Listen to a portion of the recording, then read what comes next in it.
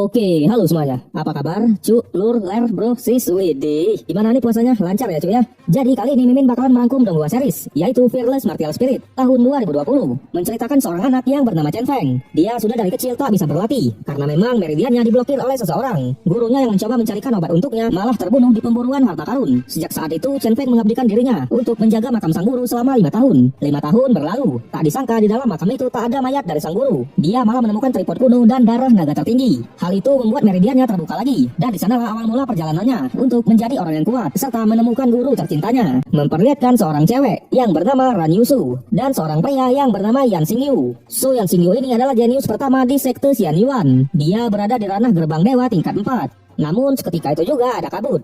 Xingyu yang mengetahui kalau ada orang datang, dia langsung menyuruh Yusu untuk pergi. Ternyata itu adalah Garaga dan tuannya yang bernama Cise. Dia dari sekte hantu dan berada di ranah gerbang dewa tingkat 5. Tanpa basa-basi, Cise langsung mengeluarkan serangannya. Namun jelas, Xingyu menahan serangan itu dan mencoba menyerang balik. Tapi ternyata Yusu sudah disandra oleh Cise. Dia juga mengeluarkan teknik ular garaganya. Dengan terpaksa, Xingyu mengorbankan dirinya dan menerima serangan itu. Untungnya di saat itu juga datang seorang pria yang bernama Dan Li. So Dan Li ini ya bisa dibilang kayak bawahan Xingyu gitu ya cuy ya. Dengan teknik petirnya ia mencoba menyerang Cise. Tapi Cise berhasil melarikan diri.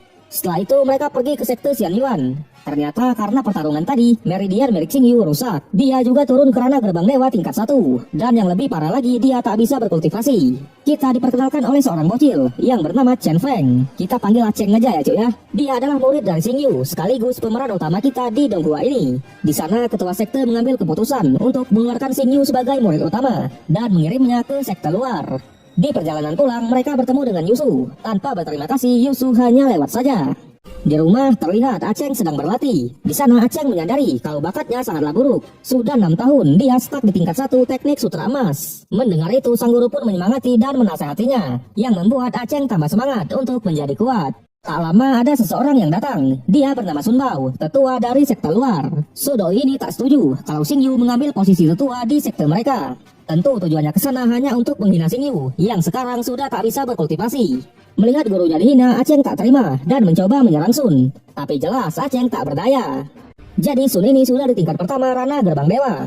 Di sana Xingyu bilang kalau dia tak tertarik dengan posisi tetua di sekte luar. Tapi Sun malah menantang dan langsung mengeluarkan serangannya. Pertarungan mereka cukup sengit sampai Xingyu mengeluarkan teknik pedang dewanya. Dengan ini Xingyu memenangkan pertarungan. Sun juga memberikan sebuah token giok. Ternyata token itu adalah pesan yang menyuruh Xingyu untuk datang ke aula dan mengambil segel tetua. Mereka pun langsung ke sana. Di sana kita diperkenalkan oleh seorang pria yang bernama Han. Dia adalah tetua di sekte luar dan anaknya yang bernama Han Yun Ar. Terlihat mereka cukup akrab. Tak lama Yusu dan Sun juga datang ke sekte. Lagi-lagi Yusu hanya lewat saja tanpa menyapa sedikit pun. Tapi untungnya Xingyu tak mempermasalahkan itu. Malam harinya ia mengobrol dengan Paman Li. Li mengatakan kalau Yusu sudah menjadi murid utama di sekte dalam. Namun seketika itu juga mereka menyadari kalau ada seseorang yang datang. Yang ternyata itu lagi-lagi Cise. Terjadi pertarungan. Tapi dengan teknik menghilangnya, Cise berhasil masuk ke dalam rumah. Sudah jelas dia menyandra Aceng. Paman Li juga langsung bergerak. Ternyata tujuannya untuk mengambil segel naga milik Xingyu, yang dimana segel itu diberikan oleh ibunya sebelum ia meninggal. Namun lagi-lagi Cise tetap mengancam, yang pada akhirnya Xingyu berniat untuk menyerahkan segel itu. Cise langsung mengeluarkan teknik ular miliknya untuk memeriksa tubuh Xingyu. Jelas itu adalah strategi Xingyu. Dia dengan sengaja melakukan itu, karena memang Xingyu bisa mengcounternya. Pertarungan sangat didominasi oleh Xingyu, tapi sayang Cise berhasil lolos. Dia hanya meninggalkan topeng miliknya. Keesokan harinya terlihat Aceng tak sadar. Kita diperlihatkan flashback semalam. Ternyata Dantian dan meridiannya diblokir oleh Cise, yang membuat ia akan sangat sulit untuk meningkatkan kekuatannya. Tentu karena kejadian semalam Aceng sangat sedih. Tak lama Paman Li datang. Dia berniat memeriksa tempat pemburuan harta karun. Li juga menyuruh Aceng untuk membantu sang guru mendapatkan batu roh. Kemudian Aceng langsung pergi ke sekte. Namun di sana dia dihadang oleh beberapa orang dari keluarga Sun. Dia adalah anak dari Sun Bao yang bernama Sun Xin. Di sana Xin langsung menghina Xingyu yang memang sudah tak bisa berkultivasi. Mendengar itu jelas Aceng marah dan malah menghina balik. Terjadi pertarungan. Aceng yang masih kecil tentu tak berdaya melawannya. Namun untungnya Paman Han datang dan langsung memarahi mereka. Setelah itu ia mengantar Aceng untuk pulang. Di rumah Han menceritakan semuanya. Di sana Xing Yu mengatakan kalau dia akan pergi ke pemburuan harta karun dan mencari harta roh surgawi. Karena hanya itulah satu-satunya cara untuk membentuk kembali meridian milik Aceng. Ternyata Aceng menguping obrolan mereka. Aceng yang mengetahui itu ia cukup khawatir. Tapi sang guru meyakinkan kalau dia akan segera kembali.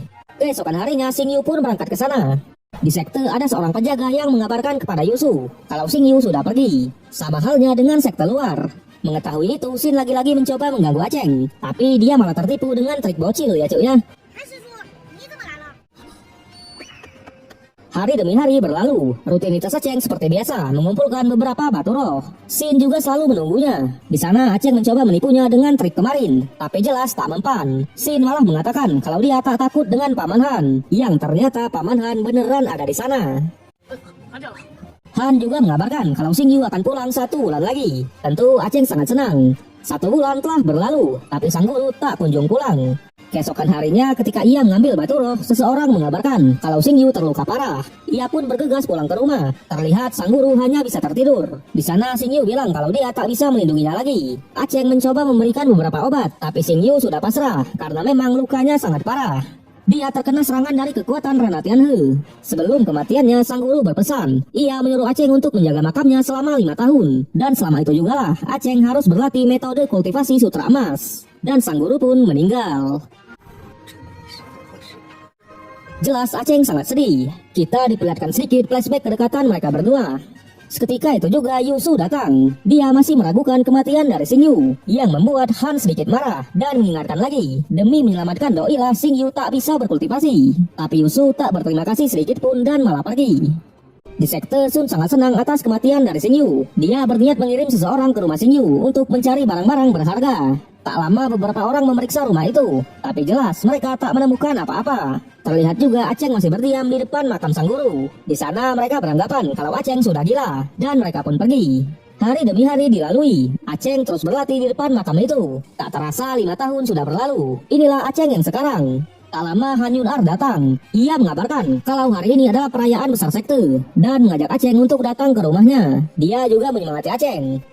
Tak lama kemudian Yusu datang lagi ke makam itu. Ia cukup kesal karena semenjak dia ditunjuk sebagai tetua di sekte dalam, dia selalu dibandingkan oleh Xing Yu. Aceng yang melihat Yusu ada di sana cukup kaget. Di sana Yusu malah menghina Aceng karena memang selama 5 tahun ini Aceng tak bisa menerobos tingkat 2. Terjadi sedikit keributan. Sampai Cise lagi-lagi menunjukkan dirinya. Terjadi pertarungan antara Cise dan Yusu. Sementara Aceng mencoba melindungi makam dari sang guru. Namun karena pertarungan itu makam sang guru rusak. Di sanalah Aceng mengetahui kalau gurunya tak ada di dalam makam itu. Dia malah menemukan kotak giok. Aceng berpikiran kalau gurunya hanya pura-pura mati. Di dalam Aceng sangat kebingungan untuk membuka kotak itu. Sampai pada akhirnya ia menemukan jalan keluar. Ternyata untuk membuka kotak itu harus menggunakan teknik sutra emas. Terlihat isinya adalah tripod kuno dan darah naga tertinggi. Naga itu langsung masuk ke tubuh Aceng. Di sana Aceng melihat naga berbrand di suatu tempat. Tripod kuno juga masuk ke dalam tubuhnya. Ia cukup kesakitan. Tapi karena hal itu dantian dan meridiannya sudah mulai terbuka lagi. Dengan ini Aceng sudah bisa meningkatkan kekuatannya. Dia juga masih sangat yakin kalau gurunya belum mati dan bertekad untuk menemukannya. Setelah itu Aceng pergi ke sekte. Orang-orang dari keluarga Sun masih mengganggu dan mengambil batu roh miliknya. Mereka juga langsung menyerang Aceng. Tapi jelas Aceng bisa mengcounter semua itu. Terjadi pertarungan antara Aceng versus Xin. Dengan teknik tapak singgunya, Xin sangat pede dan terus memberikan serangannya. Aceng lagi-lagi bisa menahan serangan itu, yang membuat mereka cukup kaget karena Aceng sudah berada di ranah surgawi tingkat 3, yang dimana itu udah setara dengan Xin. Ternyata setelah meridiannya terbuka, Aceng terus berlatih. Dengan cepat dia mengalahkan Xin. Tak hanya itu, Aceng juga menghancurkan meridiannya. Sun yang mengetahui itu sangat marah dan mencoba menyerangnya. Tapi untungnya Paman Han langsung datang. Melihat itu tentu Sun langsung mundur. Di sana Han menanyakan kenapa tiba-tiba Aceng sudah berada di ranah surgawi tingkat 3. Aceng menjelaskan kalau gurunya meninggalkan harta roh surgawi dan karena itulah meridiannya terbuka lagi. Paman Han juga mengingatkan Aceng untuk berhati-hati karena memang Sun punya dendam dengan gurunya. Apalagi sekarang dia baru saja mengalahkan Xin. Tapi Aceng cukup tenang. Dia malah berniat untuk pergi ke pavilion seni bela diri dan memilih satu teknik bela diri di sana. Mereka pun langsung pergi ke sana. Kita diperkenalkan oleh seorang kakek yang bernama Chen Guyun. Dia adalah ketua agung di sekte dalam sekaligus penjaga pavilion itu. Paman Han mengenalkan Aceng sebagai murid dari Xingyu. Karena Aceng sudah mencapai tingkat 3, dia sudah memenuhi syarat untuk memilih satu teknik di sana. Kakek Chen pun menyuruhnya masuk. Teknik demi teknik dia lihat, dari teknik pisau wangi sampai teknik jaring pengikat wanita, tak ada yang cocok untuknya. Di luar kakek Chen cukup kagum, karena Aceng tidak asal memilih. Tak lama ada seorang penjaga yang datang. Dia mengabarkan kalau murid-murid di sekte diserang oleh monster ular. Dengan cepat mereka pun pergi ke sana. Tentu, itu adalah tipu daya dari Sun. Dia berniat untuk membalaskan dendam anaknya. Aceng yang melihat Sun ada di sana, ia mencoba kabur. Terjadi sedikit kejar-kejaran. Secara tak sengaja Aceng masuk ke ruangan rahasia di pavilion. Tapi Sun terus mengejarnya. Di sana Aceng menemukan jalan buntu. Namun ketika Sun tiba di sana, dia tak menemukan Aceng. Ternyata Aceng bersembunyi di bawah lantai. Di sana ia melihat tulisan kuno. Aceng langsung mengingat perkataan dari gurunya dulu yang mengatakan kalau di pavilion ada seni bela diri yang rusak, tapi kekuatannya sangatlah bagus. Teknik itu diukir di bawah batu oleh Tetua Agung. Jika ada seseorang yang berhasil menemukannya, maka teknik itu akan diberikan kepadanya. Di luar ternyata mereka sudah kembali. Sun beralasan tujuannya ke sana untuk mencarikan teknik bela diri untuk anaknya. Melihat Aceng tak ada, tentu Paman Han menanyakannya. Tapi Sun pura-pura tak tahu dan ia pun pergi. Di sana kakek Chen menyuruh Aceng untuk keluar. Aceng langsung meminta maaf. Dia juga menjelaskan semuanya. Kakek sudah menanyakan soal tulisan di bawah batu itu. Aceng bilang kalau ukiran itu artinya titik akupuntur tersebar dan satu orang bodoh. Yang ternyata ukirannya memang tidak lengkap. Kakek Chen memberikan buku lengkapnya, yaitu Tapak Guangming. Dengan senang hati Aceng menerima dan memilih teknik seni bela diri itu. Di perjalanan pulang, Paman Han mengatakan kalau besok dia dan timnya akan berburu di pegunungan Qingsen. Dia tak bisa melindungi Aceng selama beberapa bulan ini. Di sana Han menyarankan agar Aceng bersembunyi, karena memang Sun tak akan tinggal diam. Dia akan mengirimkan beberapa murid-muridnya untuk menghabisi Aceng. Aceng menanyakan kultivasi murid-murid dari Sun, yang sudah jelas berada di atasnya, yaitu ranah surgawi tingkat 6. Cerita berlanjut, di rumah Aceng mengeluarkan semua batu roh yang ia kumpulkan selama ini. Tentu, ia mau menyerap batu itu dan mengubahnya menjadi ki. Tak diduga hanya dengan waktu 1 hari 1 malam, dia bisa menyerap 30 batu roh, yang dimana seharusnya membutuhkan waktu 1 bulan. Setelah itu dia latihan tipis-tipis. Namun ketika ia membuang batu roh rusak ke dalam sungai, ternyata itu memicu monster air. Tentu Aceng tak kuat melawannya, tapi untungnya kakek Chen membantunya. Melihat teknik kakek Chen, Aceng cukup kaget karena memang itu adalah seni bela diri yang ia pilih kemarin. Kakek Chen menjelaskan teknik Tapak Guangming sesuai dengan suasana hati. Tapi sayang karena tangannya terluka, Aceng tak bisa menggunakan teknik itu. Malam harinya Aceng melihat orang-orang masuk ke rumahnya. Tentu itu adalah murid-murid dari Sun. Namun di sana jelas Aceng tak tinggal diam. Dia memberikan perlawanan. Terjadi pertarungan. Tanpa diduga Aceng bisa menyerap serangan itu, yang membuat tangannya kembali pulih. Dengan mudah ia menggunakan teknik Tapak Guangming. Dan dengan ini juga Aceng memenangkan pertarungan. Esok harinya dia mengikat kedua orang itu dan meninggalkannya di sungai. Di sana Aceng sadar kalau Sun tak akan tinggal diam. Dia berniat meninggalkan rumah sementara waktu. Ternyata murid-murid tadi berhasil melepaskan ikatannya, tapi monster air tak bisa dihindari. Di sisi lain Aceng meningkatkan kekuatannya. Dia berhasil menembus ranah surgawi tingkat 4. Namun di sana ada seorang pria yang dikejar oleh serigala. Melihat dia sudah tersudut, Aceng membantunya. Lagi-lagi Tapak Guangming menyelesaikan serigala itu. Tentu orang itu sangat berterima kasih. So ternyata doi ini adalah pedagang keliling. Kita panggil Aris saja lah ya. Di sana Aris menunjukkan semua barang dagangannya. Karena Aceng sudah menolongnya, ia berniat memberi Aceng beberapa barang-barang miliknya. Ketika Aceng memegang pelat besi, tripod kuno di tubuhnya bereaksi. Tentu dia memilih barang itu. Aris bilang kalau itu hanyalah pelat besi biasa, tapi Aceng tetap mengambilnya. Ia juga memberitahu tentang roh harta karun yang ada di bawah air terjun, yaitu bunga anggrek putih. Jelas bunga itu bisa menyembuhkan luka dan meningkatkan kultivasi seseorang. Kemudian mereka pun berpisah. Di sana Aceng masih penasaran dengan pelat besi tadi. Terlihat pelat itu mengeluarkan cahaya dan masuk ke dalam tripod kuno. Di sana ia juga mendapat tas penyimpanan. Tapi tiba-tiba dia mendengar suara monster. Ternyata Garaga sedang bertarung dengan monster beruang. Di sana ia bertemu lagi dengan Aris. Di pertarungan beruang itu berlari ke arah mereka. Yang sudah jelas Garaga memenangkan pertarungannya. Di sana Aris mengajak Aceng untuk mengejar Garaga itu. Mungkin mereka bisa menemukan harta spiritual. Terlihat Garaga masuk ke dalam goa. Aris beranggapan kalau di dalam goa ini ada harta spiritual. Tapi karena Garaga sangat kuat, mereka memutuskan untuk memancingnya keluar. Sementara mereka masuk ke dalam goa itu.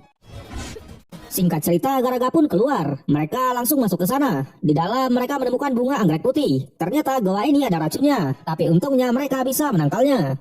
Aceng langsung mengambil bunga anggrek itu. Ketika mereka mau keluar, Garaga sudah menunggu di depan goa. Terjadi sedikit kejar-kejaran, yang pada akhirnya Aceng memutuskan untuk melawan ular Garaga. Tapi Garaga benar-benar kuat. Sekali serangan, Aceng langsung terpental. Di sisi lain, Sun dan anaknya langsung memeriksa rumah Aceng. Tapi jelas, mereka tak menemukan siapapun. Kedua murid yang ia kirim juga belum kembali. Di pertarungan, Aceng jatuh ke dalam sungai. Di sana, ia lagi-lagi bertemu dengan monster air. Tapi untungnya Aceng masih bisa selamat. Di sana, Aceng langsung menyerap kekuatan dari bunga itu.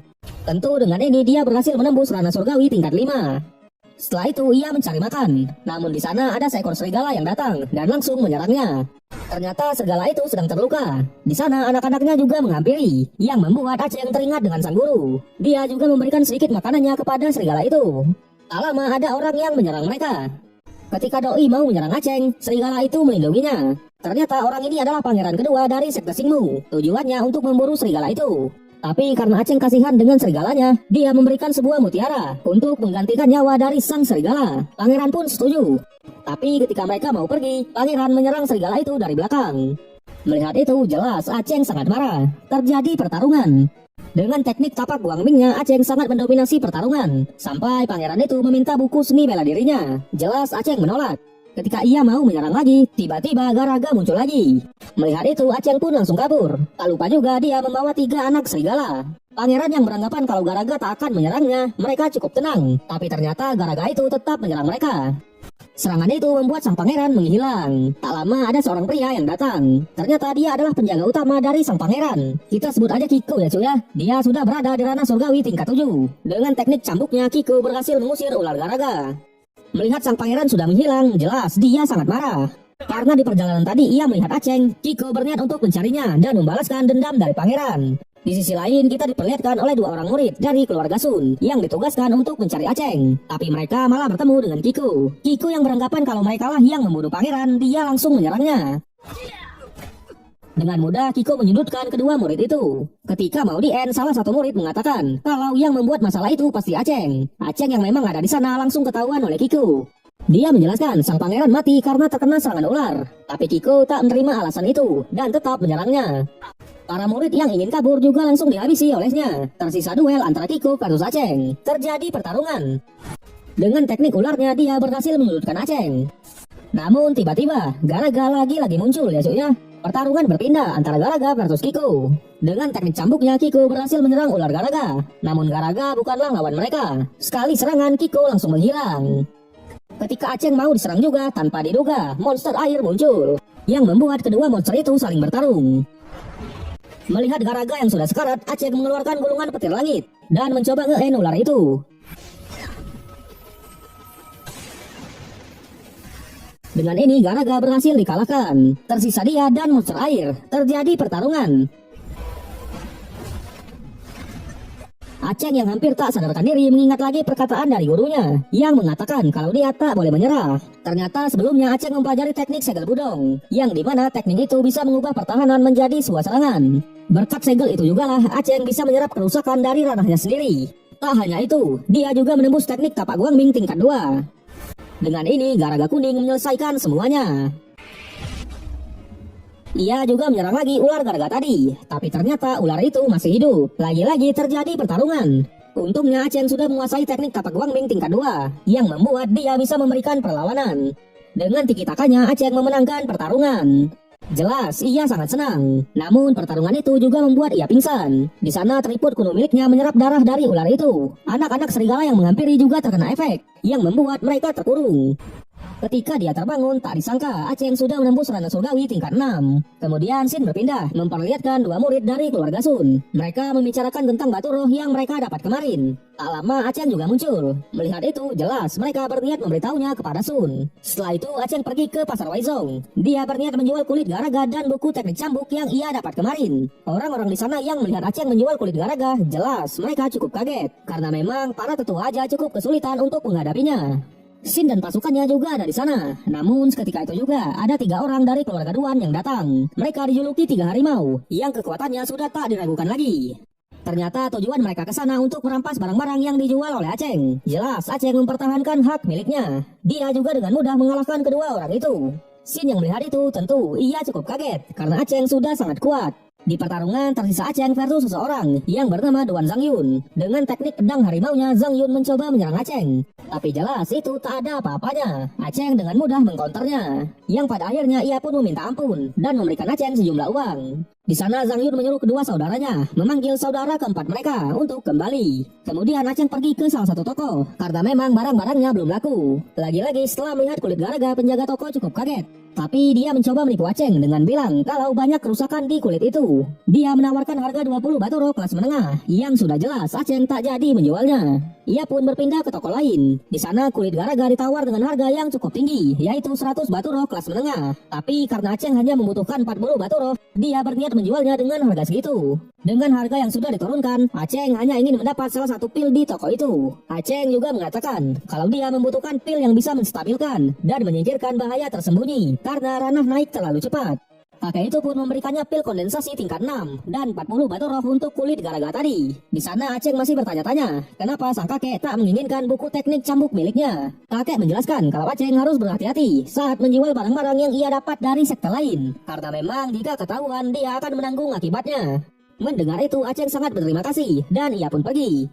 Di sisi lain, Han Yun-ar pergi ke pasar juga. Di sana ia berniat membeli batu giok merah, tapi sang penjual mencoba menipunya. Dia menawarkan harga yang sangat tinggi untuk batu itu. Jelas Yun-ar tak jadi membelinya, tapi sang penjual terus memaksa dan sedikit menggodanya, yang membuat Yun-ar menunjukkan kekuatannya. Namun ketika itu juga, bos pedagang di sana datang. Dia bernama Zhang Song. Melihat kecantikan dari Yun-ar, tentu Zhang Song langsung menggoda dan mau membawanya. Jelas Yun-ar menolak dan terjadi pertarungan. Zhang Song yang memang cukup kuat membuat Yun-ar sedikit kesulitan. Tapi untungnya di sana Aceng datang membantunya.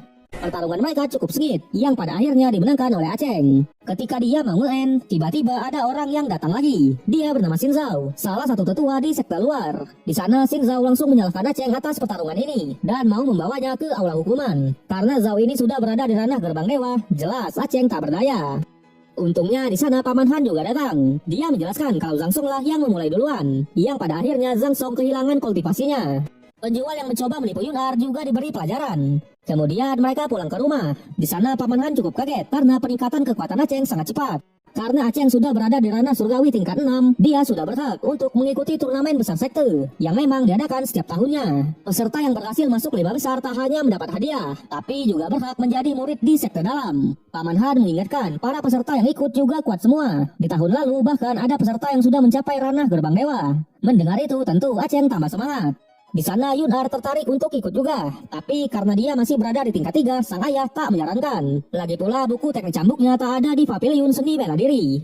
Melihat itu, Aceng langsung mengeluarkan buku teknik cambuk yang ia dapat kemarin. Dia menceritakan semuanya, kalau murid dari sekte Xingmu dikalahkan oleh monster, dan dia mengambil buku miliknya. Paman Han pun langsung memberikannya kepada Yun-ar, karena memang teknik itu cocok untuknya. Dengan ini mereka berdua akan berpartisipasi dalam turnamen nanti. Cerita berlanjut, Aceng pergi ke pavilion. Ternyata dia mau mengembalikan buku teknik yang ia pinjam kemarin dan memilih teknik yang baru. Tapi di sana kakek Chen merasa kalau dia tak pernah meminjamkan buku kepada Aceng, yang artinya buku teknik tapak Wang Ming ia berikan kepadanya. Mendengar itu Aceng sangat berterima kasih. Dia juga diizinkan masuk dan mencari teknik baru. Di dalam lagi-lagi Aceng kesulitan menemukan teknik yang cocok untuknya. Di sana ia malah berlatih mengendalikan energi atau kekuatannya, karena memang itu juga sangat penting. Setelah itu dia lanjut mencari.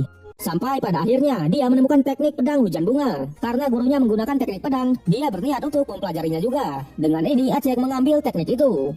Di luar melihat kakek Chen sedikit batuk, ia cukup panik. Ternyata kakek Chen memiliki luka di paru-parunya. Di sana Aceng memberikan empado ular, yang dimana itu bisa melancarkan aliran darah dan mungkin bisa bermanfaat untuk luka sang kakek. Dengan senang hati kakek Chen menerimanya. Dia juga akan selalu mendukung Aceng. Malam harinya Aceng ke makam sang guru. Di sana dia bilang kalau keluarga Sun masih terus mengejarnya. Aceng berniat membuktikannya di turnamen nanti. Tak lama Sun dan pasukannya tiba di rumah Aceng, tapi untungnya Aceng sudah pergi. Di sana muridnya mengatakan kalau dia akan menghajar Aceng di turnamen besar sekte. Di sisi lain Aceng sudah mulai berlatih teknik pedang bunganya. Di sana ia menyerap kekuatan dari batu roh. Terlihat jiwa ular hitam muncul dan mengelilingi tubuhnya. Dengan ini Aceng berhasil menerobos tingkat 7, walaupun dia hampir tak sadarkan diri. Hari demi hari dilalui, latihan terus berlanjut. Tak terasa turnamen besar sekte sudah dimulai. Terlihat di sana seseorang yang bernama Zhen San dengan mudah memenangkan pertandingan. Melihat Aceng tak kunjung datang, Sun langsung menyinggung Paman Han. Para ketua di sana juga menghina Aceng. Namun untungnya di saat itu juga Aceng datang. Dia juga meminta maaf karena membuat Paman Han menunggunya. Turnamen mempertemukan Aceng versus Zensan, yang dimana Zensan ini adalah murid dari keluarga Sun. Pertandingan pun dimulai. Teknik demi teknik dikeluarkan, tapi Aceng hanya selalu menghindar, sampai adu teknik terjadi. Yang sudah jelas, tapak Guang Ming Aceng memenangkan pertarungan. Ketua Sun hanya bisa terdiam. Dengan ini Aceng memesan tiket ke babak selanjutnya. Setelah itu mereka menonton pertandingan Yun Ar. Ternyata Yun Ar juga dengan mudah memenangkan pertandingannya. Kemudian mereka kembali berlatih. Di sana Yun Ar berhasil menembus tingkat 6. Aceng langsung memberikannya pil kondensasi karena memang dia tak membutuhkannya lagi. Paman Han juga mengingatkan kalau lawan Aceng berikutnya sangatlah kuat. Dia adalah Duan Wujin, saudara keempat dari 3 harimau kemarin ya cuy ya. Wusin adalah murid pribadi dari Tuan Sehun, yang dimana gurunya itu adalah monster terkenal di sekte luar. Keesokan harinya tibalah pertandingan Aceng versus Wusin. Trio harimau juga ada di sana. Jelas tujuan Wusin bukan cuma ikut turnamen, dia juga berniat untuk membalaskan dendam saudaranya. Pertandingan pun dimulai. Wusin langsung mengeluarkan teknik miliknya. Jelas Aceng berhasil menghancurkannya. Tapi ketika ia menyerang Wusin, serangan miliknya tak mempan dan malah tembus. Udah kayak Obito aja cuy ya.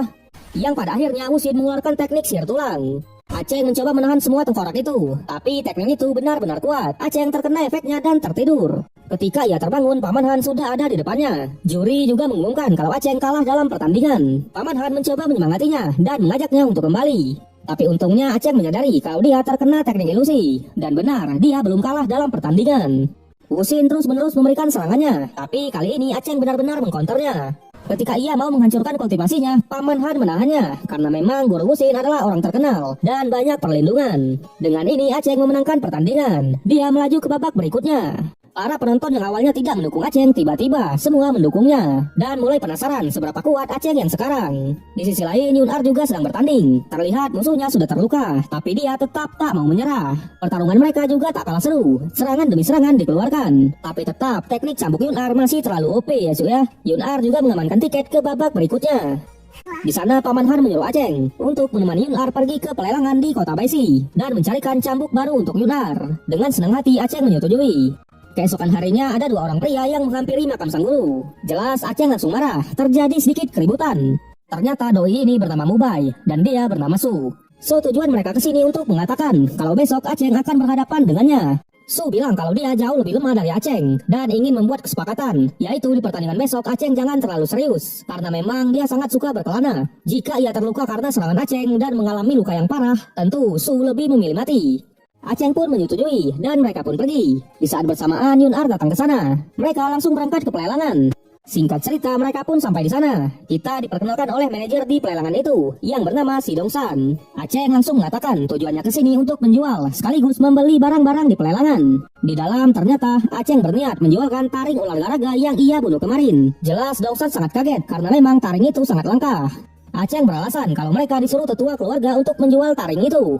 Di sana Dongsan memperkirakan harga dari taring itu yang paling murah seharga 100 batu roh dan ada kemungkinan harga akan naik lebih tinggi. Dongsan juga memberikan sebuah token perunggu dan menjadikan mereka sebagai anggota lelang resmi, yang dimana siapapun yang memiliki token itu akan mendapat diskon ketika berbelanja di sana. Singkat cerita lelang pun dimulai. Seorang cewek yang bernama Pani adalah juru lelangnya. Barang pertama yaitu orang barbar Rasian. Dia memiliki kekuatan yang cukup tinggi dan yang paling penting dia sangat nurut kepada tuannya. Harga awal dimulai dengan 10 batu roh yang pada akhirnya dimenangkan oleh Nyonya Su dengan harga 60 batu roh. Lelang terus berlanjut sampai barang Aceng dilelang juga, yaitu taring ular garaga. Tentu banyak manfaatnya. Selain untuk membuat senjata, racun di dalamnya juga sangat baik untuk memurnikan sebuah pil. Harga awal yaitu 50 batu roh. Harga terus naik, yang pada akhirnya dimenangkan oleh seorang kakek yang bernama Dong Fanglin dengan harga 300 batu roh. So jadi kakek ini adalah alkemis kelas 1 di kota Bausi dan sekarang dia sangat membutuhkan taring itu untuk menyempurnakan pil miliknya. Orang-orang di sana juga cukup kaget karena memang kakek Lin ini dulunya adalah praktisi hebat. Dengan ini juga lah taring milik Aceng laku dengan harga yang sangat tinggi. Lelang berlanjut, yang ternyata itu adalah plat besi, yang dimana sebelumnya Aceng sudah mendapatkan pecahannya dari Aris. Tentu tripod kuno miliknya lagi-lagi bereaksi. Tapi di sana Pani menjelaskan kalau plat besi itu adalah barang biasa. Harga awalnya hanya 5 batu roh. Aceng langsung ngebit. Tapi di sana tuan muda dari keluarga Sin agak rese ya cuy ya. Terjadi duel bid antara Aceng versus tuan muda, yang pada akhirnya Aceng mengalah karena memang harganya sudah mencapai 420 batu roh. Jelas tuan muda cukup kebingungan karena memang tujuannya kesini membelikan cambuk untuk adiknya. Dan pada akhirnya barang terakhir yaitu cambuk rotan Wujin. Harga awal 30 batu roh. Tuan muda langsung ngebid 40 batu roh. Dia juga meminta agar semuanya memberikan rotan itu kepadanya. Tapi jelas Aceng tak peduli ya cuy ya, karena memang Yunar juga menginginkan rotan itu. Jelas Aceng memenangkan lelangnya dengan harga 90 batu roh.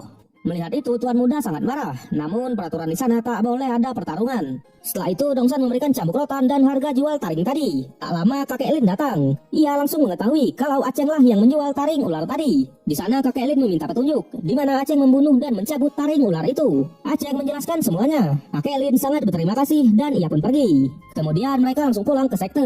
Namun di perjalanan Tuan Muda dan pasukannya sudah mengepung mereka. Jelas ia mau mengambil rotan Wujin tadi. Tuan Muda juga memberikan plat besi tadi secara percuma. Tentu Yunar tak mau memberikan rotan itu. Terjadi pertarungan.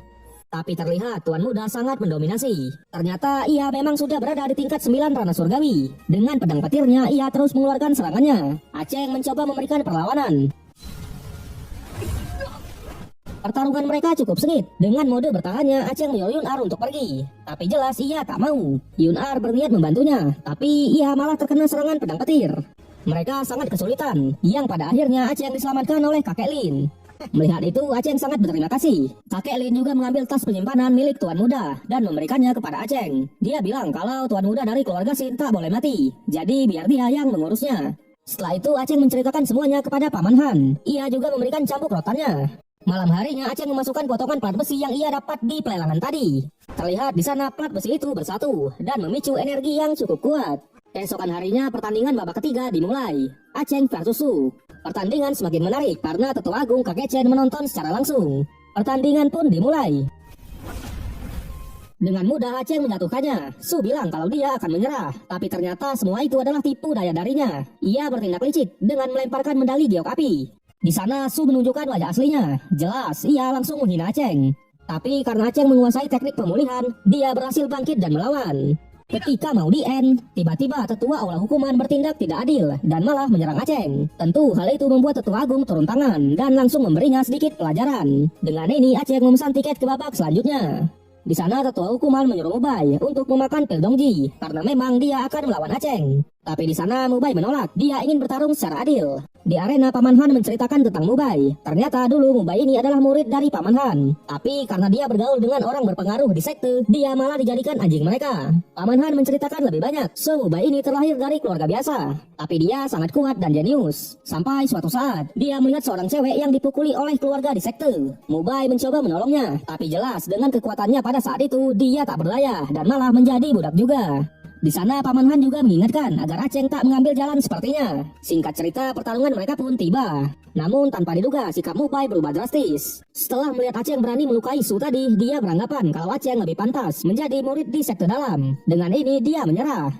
Mubai juga membocorkan semuanya kalau Tetua Aula Hukuman memberikan dia pil Dongji. Jelas Paman Han langsung marah dan berniat melaporkannya kepada Nona Chen. Mubai juga ikut dengannya sebagai saksi. Di sana Mubai berharap bisa bertanding secara jujur melawan Aceng. Keesokan harinya babak terakhir pun tiba. Aceng akan berhadapan dengan Ran Chanling, keponakan dari Ran Yusu, yang dimana Chanling ini sudah di tingkat 8 ranah surgawi. Yusu sangat yakin kalau Chanling bisa mengalahkan Aceng dengan mudah. Sama seperti Yusu, dia juga sangat sombong. Pertandingan pun dimulai.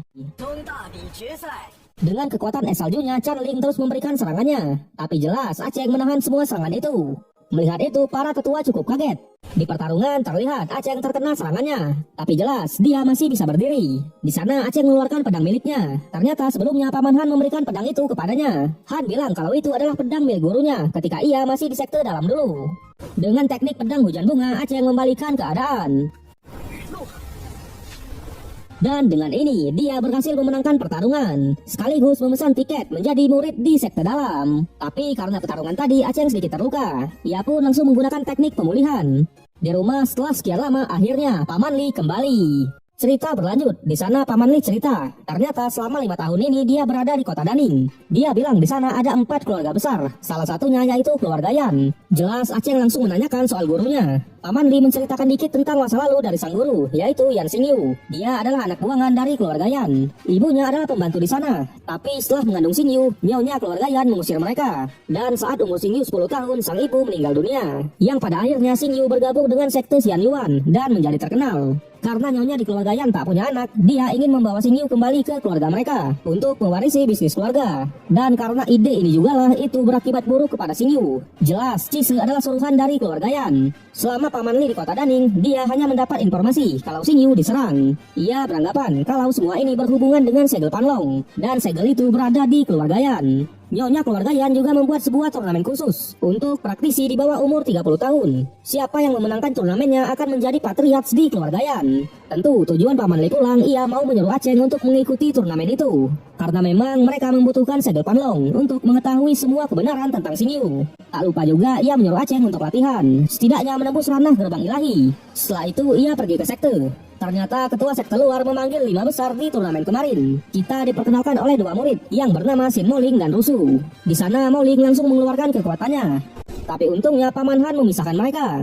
Tak lama Chang Lin datang juga. Ternyata Doi berhasil masuk ke sekte dalam lewat orang dalam ya cuy ya. Karena memang bibinya yang bernama Ran Yusu adalah ketua di sekte dalam. Di dalam inilah ketua dari sekte luar. Dia bernama Zhao Bufan. Dan mereka berlima ini adalah 5 besar di turnamen kemarin. Mereka berlima juga mendapat tiket untuk menjadi murid di sekte dalam. Ketua mengatakan 1 bulan lagi mereka akan menjelajahi tanah suci dengan beberapa sekte lainnya. Ya semacam turnamen gitulah cuy ya. Ketua juga mengatakan jika mereka menang tak hanya harta karun langka yang mereka dapat, melainkan sekte akan memberikan hadiah yang besar juga. Kakek Chen mengingatkan kalau lawan-lawan mereka juga sangat kuat. Ada kemungkinan mereka akan terbunuh. Siapapun yang mau mundur dipersilakan. Tapi jelas mereka semua tak mau mundur. Setelah itu mereka pun pulang. Di luar Chanling masih dendam dengan Aceng. Di sana dia menyuruh Moling untuk membunuhnya dan menjanjikan hadiah yang cukup besar. Di sisi lain ternyata Aceng mengambil misi. Terlihat Mubai ada di sana. Karena ini pertama kalinya ia mengambil misi, Mubai menjelaskan semuanya. Misi di sana ada 9 tingkatan. Tentu tingkat 9 sangatlah sulit. Namun di sana Aceng mengambil semua misi itu karena memang ia membutuhkan batu roh. Satu persatu misi diselesaikan, dari membunuh binatang buas sampai mencari bahan-bahan herbal. Kemudian ia balik lagi ke sekte. Tak lama Mubai muncul lagi. Ia menyarankan agar Aceng mengambil misi tingkat atas jika memang sangat membutuhkan batu roh. Di sana Aceng mengambil misi tingkat 9. Jelas Mubai cukup kaget, tapi Aceng tetap santuy ya cuy ya. Ia pun langsung menjalankan misi itu, yang dimana ia disuruh pergi ke aliran awan ungu. Jelas di sana ada beberapa monster. Aceng diberi waktu setengah bulan untuk menyelesaikan misi itu. Di perjalanan Aceng juga tipis-tipis meningkatkan kekuatannya. Ketika ia mau menuju ke aliran awan ungu, Aceng tak sengaja melihat kakek Lin. So jadi mereka ini adalah murid-murid dari sekte Jingang. Di sana mereka mengatakan kalau mereka lah yang lebih dulu menemukan ular ini. Tapi kakek Lin bilang kalau ular ini udah dijual Aceng kepadanya. Terjadi sedikit perdebatan. Salah satu murid yang bernama Zhao Xi ingin menyerang kakek Lin. Tapi jelas kakek Lin langsung mengkonternya dengan jarum miliknya. Untungnya Aceng turun dan menyelamatkannya. Mendengar nama Aceng mereka cukup kaget karena memang atas kemenangan Aceng di turnamen kemarin ia menjadi cukup terkenal. So jadi doi ini bernama Wei Meng, ini Musun Yu, Wang Yun dan Sumian. Wei juga mengatakan kalau Zhao ini jenius dari sekte mereka yang sudah mencapai tingkat 8 ranah surgawi. Aceng langsung menjelaskan ke semuanya kalau dialah yang menjual ular ini kepada kakek Lin dan menyuruh mereka untuk memberikannya kepada sang kakek. Dia juga akan memberikan mereka beberapa batu roh. Tapi di sana Zhao Xi tanpa berterima kasih ia meminta kompensasi yang setara dengan ular itu. Untungnya Wei dewasa ya cuy ya. Ia bilang mereka tak butuh batu roh. Karena Aceng sudah menyelamatkan Zhao Xi, ular ini anggap saja hadiah untuknya. Kemudian Aceng izin pamit karena memang ia mau pergi ke aliran awan ungu. Mendengar itu kakek Lin mau ikut. Dia mau mencari obat-obat langka di sana. Yang ternyata orang-orang dari sekte Jingang juga berniat ke tempat itu. Mereka mau mencari kayu naga darah. Tentu itu adalah obat untuk menyembuhkan ayah Wang Yun. Kakek Lin mengingatkan di sana ada banyak monster ganas. Tapi mereka tak gentar sama sekali dan memutuskan untuk pergi bersama. Wang Yun sangat berterima kasih kepada semuanya. Mereka pun langsung berangkat ke sana. Kakek Lin terjun duluan, kemudian disusul oleh mereka. Terlihat kakek Lin mendapatkan beberapa obat. Sementara Aceng dan yang lain harus menghadapi beberapa monster kalajengking. Tak lama Sun Yu melihat suatu pohon. Mereka beranggapan kalau itulah kayu naga darah. Tapi karena jalannya tebing ada beberapa orang yang nggak berani. Di sana Sumian berinisiatif untuk memanjatnya. Tapi Aceng juga mau ke sana karena memang di antara mereka dia cukup kuat. Tentu hal itu membuat Zhao Xi cukup kesal. Melihat tingkah Zhao Xi yang cukup aneh, Aceng teringat dengan perkataan kakek Lin. Di sana kakek Lin menanyakan tentang jarum yang ia lemparkan tadi. Tapi Aceng tak tahu. Kakek Lin bilang kalau jarum itu bisa membuat tubuh seseorang tak bergerak sementara waktu. Di sana Aceng tetap memutuskan untuk naik. Sementara Zhao Xi langsung mengeluarkan serangan. Karena memang ada monster ya cuy ya. Mereka semua disibukkan oleh monster itu. Sedangkan Aceng sendiri harus menghadapi bos kalajengking. Jelas Aceng cukup kesulitan. Melihat itu, Zhao Xi memutuskan untuk kabur. Tapi di sana monster ingin menyerang Wang Yun. Jelas Zhao Xi melindunginya. Tapi tetap monster terlalu kuat. Ketika monster itu mau menyerang Sun Yu, Aceng langsung beraksi. Dengan teknik pedang bunganya, ia langsung memberikan serangannya. Semua combo-combo udah dilakukan. Namun bos kalajengking benar-benar kuat. Sekali serangan, Aceng langsung terkena racunnya. Tapi untungnya di sana kakek Lin membantunya. Melihat itu, Aceng langsung mengeksekusi monster itu. Namun tetap, pertarungan itu membuat ia pingsan. Melihat racun di tubuh Aceng, ia langsung memberikan penawarnya. Singkat cerita, ia pun terbangun. Kakek Lin mengabarkan kalau Zhao Xi terluka parah dan sudah meninggal dunia. Ia juga tak menemukan jarum miliknya di tubuh Zhao Xi. Tapi sang kakek malah menemukan buku metode rahasia penempaan tubuh. Aceng yang membaca buku itu langsung meminta agar buku ini diberikan kepadanya. Kakek pun setuju. Aceng menanyakan soal kalajengkingnya. Kakek Lin bilang sebenarnya bos kalajengking di sini sudah lama mati. Yang tadi itu hanyalah perwujudannya. Ternyata setelah menjaga pohon naga darah, secara otomatis perwujudannya akan terbentuk. Kakek juga menceritakan sedikit tentang masa lalunya. Saat muda dulu ia berkelana mencari harta spiritual untuk menyelamatkan istrinya. Tapi dia malah tersesat di aliran awan ungu ini. Yang ternyata harta spiritual di sini juga sudah diambil oleh orang lain. Yang membuat istrinya harus meninggal dunia. Setelah itu Aceng langsung ngecek pohon itu. Yang ternyata pohon itu sudah diracuni. Sementara di bawah Wei menanyakan keberadaan Sumian karena memang ia tak kelihatan. Tak lama Aceng datang dan mengabarkan ke semuanya kalau pohon naga darah sudah diracuni oleh seseorang. Karena kakek Lin sudah menutup tempat masuknya, jadi di antara mereka ini ada impostornya ya cuy ya. Jelas semua langsung mencurigai Sumian dan langsung mencarinya. Di sana Wei mengatakan dia mendengar beberapa rumor kalau Sumian dan tetua sekte Guo punya hubungan bagus. Di sisi lain Sun Yu diserang oleh Sumian yang sudah jelas dialah impostornya. Ketika mereka kumpul lagi tentu Sun Yu tak ada. Tapi untungnya mereka mendengar suara Sun Yu. Ternyata Sun Yu lah yang mengambil jarum kakek Lin. Sun Yu bilang jarum itu pasti akan sangat berguna. Dan benar, dia terhindar dari bahaya. Di sana kakek Lin langsung menyadarkan Sumian. Mereka menginterogasinya. Sumian beralasan kalau dia disuruh oleh Zhao Xi. Mendengar itu Wang Yun langsung menyangkalnya. Sampai kakek Lin turun tangan. Tentu hal itu membuat ia jujur. Ternyata tetua sekte Guo lah yang menyuruhnya. Karena ia dijanjikan untuk masuk ke dalam sekte dalam. Mendengar itu jelas Wei sangat marah. Di sana Aceng menanyakan apakah racun beneran bisa menghancurkan pohon itu. Kakek Lin yang juga tak mengetahui berniat untuk memeriksanya. Tak lupa juga ia membuat Sumian tetap di sana. Sesampainya di pohon itu terlihat cahaya merah. Ternyata pohon naga ini punya racun sendiri yang membuat racun getah sebelumnya tak mempan. Namun tiba-tiba cahaya di pohon itu semakin menerang. Hal itu memunculkan kayu darah naga. Tentu Wang Yun sangat berterima kasih. Ia juga memberikan sisa kayunya kepada Aceng. Kemudian ia menaruh gelangnya di makam Zhao Xi dan mereka pun berpisah. Sebelum pulang, Wei mengatakan kalau mereka akan bertemu lagi di turnamen Tanah Suci. Ternyata mereka ini adalah 5 besar di turnamen sekte. Wei mengatakan kalau nomor 1 di sekte mereka adalah Zhao Sansan yang sudah berada di puncak tingkat 9 surgawi. Di sekte Changling juga berniat menyelesaikan misi yang diambil oleh Aceng. Ternyata ketua sekte akan memberikan hadiah misterius kepada murid-murid yang bisa menyelesaikan misi itu. Tak lama Aceng kembali. Di sana tetua Li langsung menghampirinya dan mengajak Aceng bertemu dengan ketua sekte. Setelah melihat kayu naga darahnya, ketua sekte memberikan Aceng sebuah hadiah, yaitu pil penerobos rana. Kemudian ia pun pulang. Di rumah kotak miliknya tiba-tiba bercahaya. Ternyata itu adalah anak serigala dulu yang sudah mau menetas dari cangkang itu. Aceng teringat perkataan dari Paman Han yang menyuruhnya untuk meneteskan darahnya ketika cangkang itu mau lepas.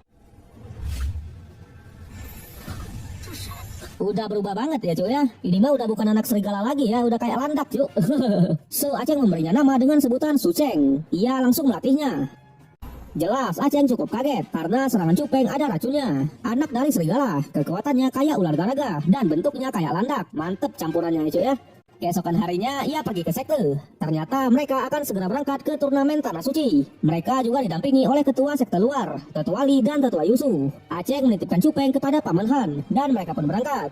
Di sana mereka juga bertemu orang-orang dari sekte Xingmu. Salah satu tetua dari sekte Xingmu yang bernama Yu langsung menyinggung Yusu yang tak berterima kasih padahal udah diselamatkan oleh Xing Yu. Terjadi sedikit perdebatan. Ketua Yu juga memberi Aceng sebuah hadiah pertemuan karena memang ia sudah mengenal Yang Xing Yu. Berbeda dari Tetua Yu, malah menyuruh murid-muridnya mengincar Aceng untuk membalaskan dendam pangeran kedua mereka. Tak lama orang-orang dari sekte Jingang juga datang. Di sana Aceng cukup kaget karena mereka membawa Sumian. Jadi inilah orang yang bernama Zhao Sansan. Jelas Sansan mau membalaskan dendam Zhao Si yang mati di aliran awan ungu kemarin. Seketika itu juga tetua mereka datang. Ia bernama Wang. Tetua Wang memberikan Aceng sebuah ramuan obat. Ia sangat berterima kasih karena Aceng telah membantu murid-muridnya mendapatkan kayu darah naga. Tapi meskipun begitu, Zhao San tetap akan memburu Aceng. Singkat cerita, mereka pun sampai di sana. Jadi ada 3 sekte yang akan berpartisipasi, yaitu sekte Xian Yuan, sekte Jingang, dan sekte Xingmu. Ketua mengingatkan, siapapun yang bertarung sesama teman di sekte tak akan ada ampunan. Dan turnamen pun dimulai.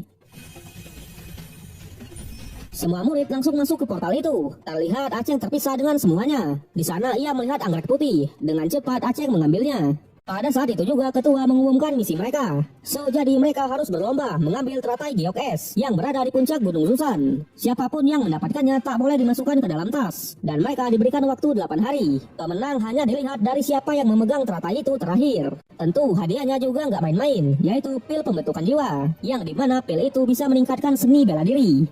Di sana Aceng farming tipis-tipis ya cuy ya. Ia juga mengambil ramuan ginseng. Lagi-lagi para tetua dibuat kaget karena Aceng membuang racunnya dengan sangat rapi. Ia pun langsung memakan ginseng itu. Dengan ini 1 langkah lagi Aceng bisa menerobos tingkat 9. Namun tak lama ia langsung dikejar oleh orang-orang dari sekte Xingmu. Di sana Aceng cukup tersudut karena memang 5 versus 1. Solo squad cuk. Melihat itu tetua Yu langsung menuduh tetua Zi dalang dibalik semua ini. Tapi Zi pura-pura tak tahu. Di pertarungan dengan jeniusnya Aceng mengincar titik lemah mereka. Ia berhasil menghajar 1 orang dan kabur. Di perjalanan ia bertemu dengan Sun Yu. Di sana Sun Yu mengingatkan kalau Aceng harus berhati-hati dengan Wei dan Lang Yun karena mereka berdua mungkin akan menjadi musuhnya. Jelas Aceng meminta penjelasan yang mendetail. Ternyata setelah dari aliran awan ungu, Sumian memfitnah mereka semua dengan mengatakan kalau mereka bekerja sama dengan musuh untuk membunuh Zhao Si. Sun Yu memberikan sebuah hadiah kepada Aceng dari kakek Lin dan ia pun pergi. Yang ternyata itu adalah pil pembakar darah. Tentu pil itu bisa meningkatkan kekuatan seseorang, tapi resikonya juga sangat besar.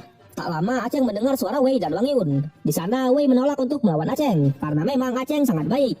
Yang ternyata masalah utamanya adalah adik dari Wei ini disandra oleh tetua Guo. Tapi Wei tetap tak mau melawan Aceng. Seketika itu juga Aceng memunculkan dirinya. Ia mengajak Wei untuk bekerja sama. Jika mereka berhasil mengalahkan Sansan, maka tetua Guo sudah pasti bergerak. Di saat itu juga lah suruh Ayah Wang Yun membebaskan sang adik. Jadi rencana mereka ingin mempertemukan Sansan dengan praktisi kuat. Saat ada kesempatan Aceng langsung jadi impostornya. Sementara tugas Wei hanya pura-pura melihat Aceng dan melaporkannya kepada Sansan. Di sisi lain kita diperlihatkan para murid dari sekte Xingmu sedang bertarung dengan murid dari sekte Xian Yuan. Namun seketika itu juga Wei dan Sansan datang ke tempat itu. Dengan pede Sansan menyuruh mereka untuk pergi. Sementara dia solo versus kuat di sini. Jelas Aceng sudah memantaunya. Karena di sana Aceng tak ada, Sansan memutuskan untuk menghabisi mereka dulu. Terjadi pertarungan antara Sansan versus Moling. Dengan tinju bakmanya, Sansan menunjukkan kapabilitasnya sebagai praktisi hebat. Melihat itu tentu Chanling langsung ketakutan. Tapi di sana karena Sansan mendekati Yunar juga, Aceng memutuskan untuk keluar. Dengan pedang petirnya ia memberikan serangannya. Namun Sansan benar-benar kuat. Dengan mudah ia mengkonternya. Terjadi pertarungan. Di sana Aceng langsung mengeluarkan teknik pedang bunga. Sansan juga mengeluarkan tinju miliknya. Dengan pede dia masih bacot terus tanpa mengetahui kalau teknik pedang bunga Aceng belum selesai. Jelas para tetua lagi-lagi dibuat kaget karena Aceng bisa menembus pertahanan milik Sansan. Tapi di pertarungan Sansan malah mengincar Yunar. Dengan terpaksa Aceng menerima serangan itu. Ketika mau di-end, tiba-tiba tanpa diduga Sin Moling menembus ranah gerbang ilahi. Terlihat hewan roh miliknya Pegasus tingkat 3. Ternyata ia memakan pil penerobos ranah. Dengan ini pergerakan dari Moling sangat cepat dan bisa memberikan perlawanan. Pertarungan mereka sangat sengit. Tapi jelas gerbang ilahi benar-benar gila. Sansan terkena serangan telak. Namun di luar tetua Wang mengatakan kalau tubuh dari Sansan sangatlah kuat. Dan benar Sansan bangkit lagi. Secara mengejutkan serangan tadi memicu naiknya dia ke gerbang ilahi. Kali ini hewan roh raksasa tingkat 4 yang langsung menyatu dengan tubuhnya. Terlihat ia berubah menjadi manusia beruang. Jelas kekuatan fisiknya meningkat pesat, tapi minusnya pergerakannya menjadi sangat lambat, yang membuat Moling masih bisa memberikan perlawanan. Tapi ketika adu pukulan, Moling benar-benar tak berdaya. Chanling yang mau kabur langsung dihadang. Sansan membuat sebuah permainan. Dia bilang siapapun yang bisa menahan serangannya akan diperbolehkan untuk pergi. Salah satu orang dari sekte Xingmu yang ketinggalan tadi mencoba keberuntungannya. Tanpa diduga ia bisa menahan serangan itu. Ia pun diperbolehkan untuk kabur. Tapi jelas saat Doi berlari, Sansan langsung menyerangnya. Di sana Aceng turun tangan. Dia menyuruh Yun Ar membawa yang lain untuk pergi. Sementara dia sendiri akan berduel dengan Sansan. Changling langsung mengeluarkan jarum teleportasi. Terlihat Aceng memakan pil pembakar darah. Jelas kekuatan Aceng meningkat berkali-kali lipat. Karena Sansan mengetahui efek dari pil itu, ia hanya perlu menahannya sampai pilnya habis. Terjadi pertarungan. Jelas Aceng bisa mengimbanginya. Pertarungan mereka cukup sengit. Serangan demi serangan dilancarkan. Tapi seiring berjalannya waktu, efek dari pil itu sudah mulai habis. Aceng sangat tersudut dan benar-benar disiksa. Di sana tripod kuno miliknya tiba-tiba keluar. Tak lama Sun Yu juga datang. Tapi Aceng memilih untuk melompat ke dalam jurang. Melihat itu, para tetua sudah pasrah. Karena memang jurang itu benar-benar tidak diketahui. Dan tidak terdeteksi oleh bola sihir mereka.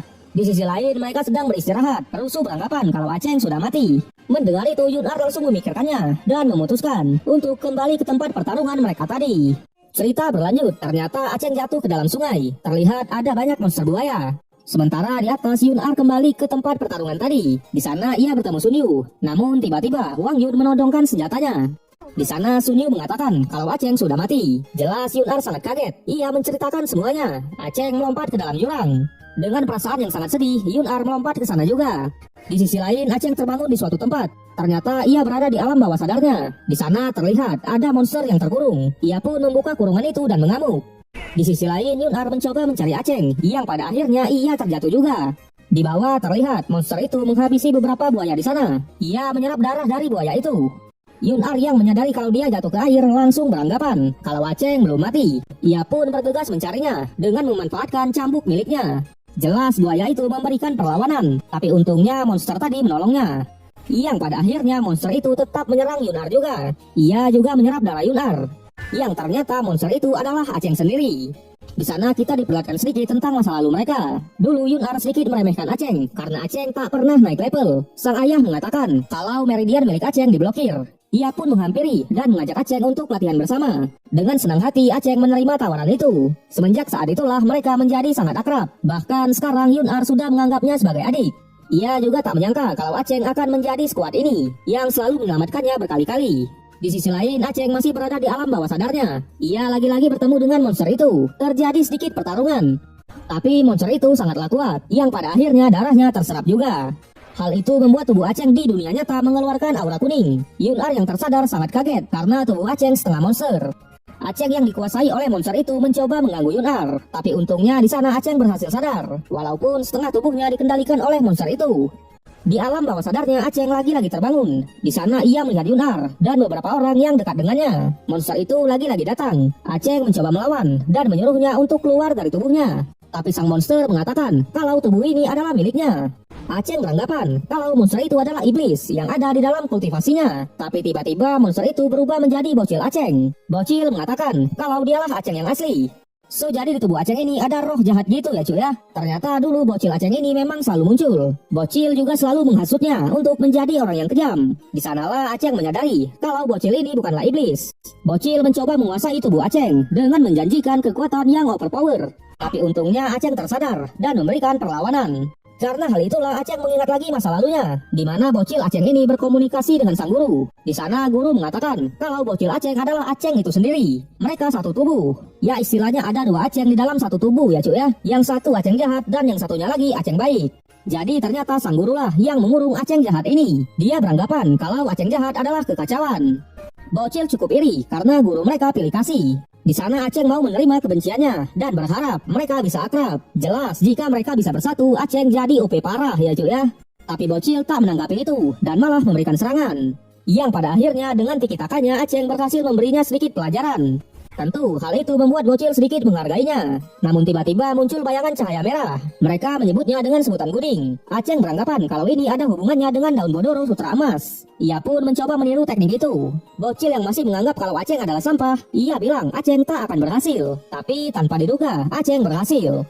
Dengan ini dia mempunyai teknik baru. Melihat itu bocil terdiam dan sedikit kagum. Di luar para tetua mencoba mencari keberadaan Aceng, tapi jelas nggak ketemu. Di dalam Aceng akhirnya tersadar. Di sana Aceng mengatakan kalau dia menggunakan metode rahasia bertahan hidup yang diajarkan oleh gurunya dulu. Ia juga udah bisa mengendalikannya.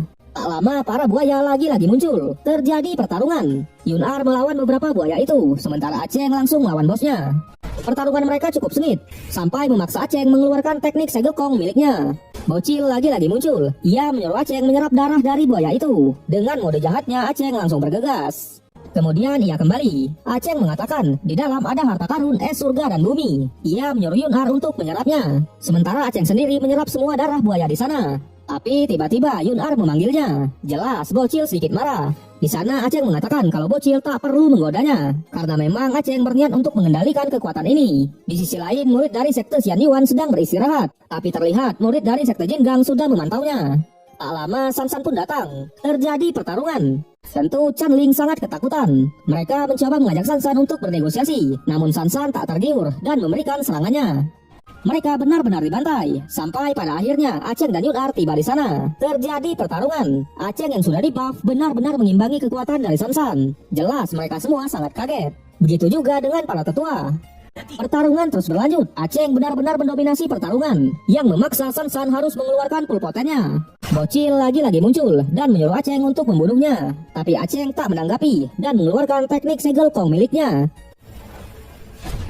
Dengan mode jahatnya, Aceng menyerap semua kekuatan San. Dengan ini, San menghilang. Setelah itu, mereka ke puncak pegunungan. Di sana, mereka juga bertemu dengan murid-murid dari sekte Jingang. Chunyu sangat senang melihat Aceng masih hidup. Wang Yun juga meminta maaf karena dia tak bisa melakukan apa-apa. Tapi di sana, Moling dan yang lain mencoba menyerang mereka. Jelas, Aceng menahan semua serangan itu. Ia juga menyuruh mereka untuk pergi. Melihat Aceng membiarkan musuh berlari, Yusu cukup marah. Tapi di sana para tetua lain malah kagum dengan sikap Aceng. Di dalam mereka lanjut mencari teratai giok es. Di sana Aceng merasakan aura yang cukup panas. Bocil muncul. Ia mengatakan kalau ada goa di dalam dinding ini. Ternyata di dalam goa itulah teratai giok esnya. Chanling langsung mengeluarkan kapal terbang miliknya, yang sudah jelas itu dari Yusu. Di luar, para tetua tak bisa memantau aktivitas mereka, karena memang goa itu adalah tanah terlarang. Di dalam, ketika Chanling mau mengambilnya, jelas naga api Bearbrand tak tinggal diam. So, jadi naga ini adalah penjaga teratai itu. Melihat itu, mereka pun langsung kabur. Tak lama, Bocil muncul. Ia menyarankan agar Aceng memakan pil penembus ranah. Tentu Aceng langsung memakan pilnya, sementara Yun Ar memantau Moling dan yang lain, karena memang Aceng menyuruhnya. Di sisi lain benar, Moling dan Chanling merencanakan sesuatu. Mereka masuk ke dalam goa itu. Di dalam, Moling terang-terangan mengajak naga itu berkomunikasi. Ia mengatakan kalau salah satu dari mereka ada yang sangat berbakat. Jelas itu adalah Aceng. Moling bilang jika Aceng berhasil menembus gerbang ilahi, maka sang naga akan sangat mudah dibunuh oleh Aceng. Jadi rencana mereka ini untuk memprovokasi sang naga agar keluar dari kandangnya dan mengincar Aceng. Awalnya naga Bearbrand tak tertarik, tapi setelah merasakan aura dari Aceng, ia pun keluar dan mengejarnya. Terlihat Aceng sudah menembus ranah gerbang ilahi, tapi di sana hewan roh miliknya nggak muncul. Para tetua yang tidak menyukai Aceng langsung mentertawakannya. Aceng juga cukup kebingungan, kenapa gerbang ilahi miliknya hanya tingkat 1. Ia pun mengcloning tubuhnya dan memeriksa ke dalam. Bocil juga menyusul. Di dalam ternyata ular garaganya dikelilingi oleh racun. Bocil langsung menyuruhnya untuk mengeluarkan darah naga. Jelas racunnya menghilang dan mereka pun keluar. Terlihat petir di mana-mana. Yang ternyata hewan roh milik Aceng adalah Xian Liu, dewa iblis kuno naga kepala 9. Widih. Tentu para tetua sangat kaget karena ini adalah hewan roh tingkat 7. Tak lama naga Bearbrand pun datang. Di goa jelas rencana mereka berhasil. Chanling akan memberikan pil penerobos ranah. Dengan Pegasusnya, Moling mencoba mengambil teratai itu. Tapi naga Bearbrand nggak bodoh ya cuy ya. Ternyata ia sudah meninggalkan cloningannya. Di luar melihat pintu gerbang ilahi, sang naga mencoba masuk ke sana karena memang itu adalah jalan keluar mereka. Tentu Aceng meminta teratai giok es, namun naga Bearbrand tak mau. Terjadi pertarungan. Dengan menerobosnya ke gerbang ilahi, Aceng mengimbangi naga itu. Bocil muncul dan menyuruhnya untuk menyerap darah naga Bearbrand karena memang itu akan membuat hewan roh miliknya meningkat pesat. Pertarungan terus berlanjut sampai Aceng memanggil hewan roh miliknya, api naga Bearbrand versus pedang air miliknya. Yang sudah jelas, pedang milik Aceng mengalahkan naga itu. Bocil masuk ke dalam tubuh Aceng. Dengan mode setengah monsternya, ia bisa melihat kekuatan jiwa di dalam tubuh naga. Aceng langsung menyerap semua kekuatan itu. Dan di akhir, Aceng mengurung lagi bocil itu. Di goa, setelah melihat cloningan naga menghilang, mereka sadar kalau Aceng sudah mengalahkan naga Bearbrand. Dan dengan cepat mengambil teratainya. Molin juga tak kalah pintar. Ia nggak keluar lewat jalur depan, melainkan lewat atas. Sementara Aceng baru OTW ke goa itu. Yun Ar langsung mengatakan kalau Chanling dan Moling masuk ke dalam goa. Jelas Aceng sangat marah. Melihat ada jalan keluar yang lain, Aceng langsung mengejar mereka. Di sisi lain, Moling dan Chanling dihadang oleh Sumian. Ternyata dia mau membantu mereka untuk kabur. Sumian menyarankan agar teratai es dititipkan kepadanya. Ia akan mengembalikannya ketika turnamen sudah berakhir. Tapi dengan satu syarat, Chanling harus membayar 500.000 roh. Jelas itu adalah nominal yang sangat besar. Tapi Chanling tetap menyetujuinya. Ia pun memberikan teratai itu. Namun jelas itu adalah tipu daya darinya. Chanling langsung mengeksekusinya. Seketika itu juga Aceng datang. Terjadi pertarungan. Di sana Moling mengingatkan lagi peraturan turnamennya yang tak boleh menyerang sesama teman di sekte. Tapi Aceng sudah tak peduli. Dia sangat marah karena mereka mau mengambil keuntungan sendiri. Dengan Pegasusnya, Moling mencoba untuk kabur. Tapi jelas Aceng tak membiarkannya. Dia juga menghancurkan hewan roh Pegasus itu. Di luar Yusu sangat terburu-buru ingin menyudahi turnamen ini karena memang teratainya sudah didapatkan. Mereka pun langsung membuka portal keluarnya.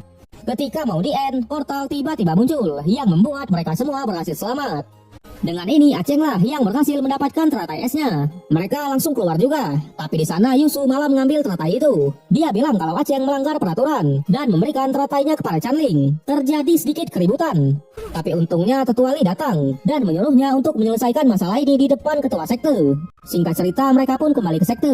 Karena ketua sekte juga melihat turnamennya, dia mengambil teratai itu dan memberikannya kepada Aceng. Karena memang Aceng lah yang paling banyak berkontribusi. Jelas Yusu cukup kesal dengan segala cara ia menjelek-jelekan Aceng. Ia bilang kalau Aceng menyerang teman sendiri, tapi di sana Aceng mengatakan kalau dia hanya membela diri. Mendengar itu Chanling langsung bilang kalau Aceng hanya mengarang. Tapi setelah ditantang oleh ketua dengan mencari tahu semuanya lewat cermin air, Chanling mengakui kalau dialah yang menyerang duluan. Dia juga memfitnah Moling dengan bilang kalau Moling yang merencanakan semua ini. Ketika Moling mau membela diri, Yusu mencoba menahannya. Dengan ini Aceng lah yang mendapat hadiah dari ketua sekte. Dia diberikan sebuah kartu giok, yang dimana giok itu bisa membuat Aceng pergi ke lantai 2 pavilion dan mencari teknik seni bela diri yang lebih tinggi. Setelah itu mereka pun ke sekte luar. Aceng langsung menjemput Supeng. Mereka ngobrol tipis-tipis. Di dalam ternyata Mubai dan Duan Wuxin menggantikan Rusu dan Moling untuk masuk ke sekte dalam. Moling yang terluka parah memutuskan untuk kembali ke keluarganya, sementara Rusu menemaninya. So jadi inilah 5 murid yang akan masuk ke sekte dalam: Aceng, Yun-ar, Mubai, Wuxin, dan Chanling. Sesampainya di sekte dalam, mereka langsung disambut oleh seorang murid yang bernama Lu. Dia sudah berada di ranah gerbang ilahi. Dan seorang cewek, kita sebut aja Mawar ya cuy ya. Dengan sombongnya mereka langsung meremehkan Aceng dan yang lain. Melihat itu, Wuxin langsung mengendalikan cewek itu. Terjadi pertarungan. Di sana Aceng langsung turun tangan. Setelah adu pukulan tadi, Lu mengeluarkan hewan roh miliknya, yaitu elang tingkat 3. Namun Aceng dengan mudah menahan serangan itu. Pertarungan terus berlanjut. Dengan teknik ular garaga, Aceng berhasil menyudutkannya. Ketika mau di end, tetua di sekte dalam datang dan memisahkan keduanya. So tetua ini bernama Lu Xing, sekaligus paman dari Lu itu sendiri. Di sana tetua Xing langsung mengajak mereka ke tempat ujian kekuatan. Jadi untuk murid yang sudah di ranah gerbang ilahi ada 2 ujian, yaitu ujian hewan roh dan ujian tingkat Zenki atau tingkat energi mereka. Sementara untuk murid yang belum menembus gerbang ilahi hanya 1 ujian, yaitu Zenki. Lu adalah orang pertama. Hewan roh tingkat 3 dan Zenki tingkat 1. Ujian berlanjut, Yun-ar, Chanling, Mubai, dan Wuxin, Zenki mereka berada di tingkat 2. Sampai giliran Aceng. Karena Aceng sudah menembus gerbang ilahi, ujiannya ada 2. Ujian pertama hewan roh. Jelas Dewa Iblis Kuno Siang Lu tingkat 7. Melihat itu semua sangat kaget. Di sana tetua Xing mengeluarkan sebuah jarum yang ternyata lagi-lagi ya cuy ya, Yusu menyuruhnya untuk menggagalkan ujian Aceng. Ia menaruh jarum itu di tempat ujian Zenki. Ketika Aceng meletakkan tangannya, jelas auranya sangat sedikit. Tapi Aceng terus menggunakan kekuatannya yang membuat patung itu sampai hancur. Padahal jarum masih ada di sana. Yang sudah jelas Zenki Aceng tingkat 1. Setelah itu mereka diberikan plakat nomor untuk asrama mereka. Oke, sampai jumpa di part yang ke-6.